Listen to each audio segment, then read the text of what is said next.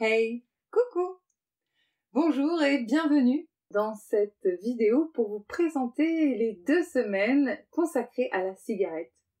À l'occasion du mois sans tabac organisé par le gouvernement, comme tous les mois de novembre depuis quelques années, j'ai décidé de publier tous les jours une vidéo.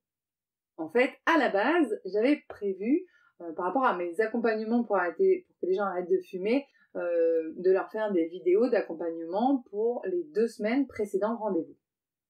Afin de casser des croyances, remettre en question certaines choses, faire des exercices, simples.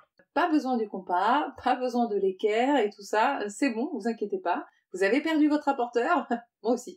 Bref, pour que le jour J, l'entretien dure un peu moins longtemps et personnellement, si on me donne trop d'informations, très vite je sature et je retiens plus rien. Donc, pas forcément très intéressant ou très efficace.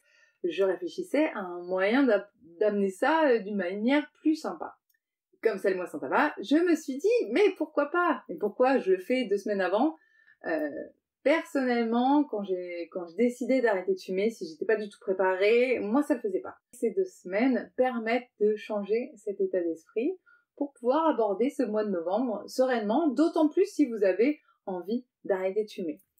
Personnellement, quand je fumais et que j'entendais parler de ce genre de mois, si j'avais pas décidé d'arrêter de fumer, c'était pas le meilleur mois du monde.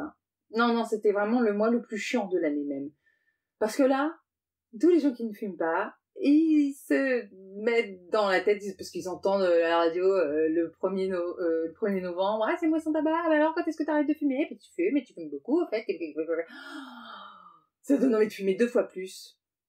Si vous ne fumez pas et que vous avez des amis et qui comptent pour vous, peut-être c'est bien de ne pas les harceler pour qu'ils arrêtent. Ils le savent que ça coûte cher. A priori, ils le savent même très bien.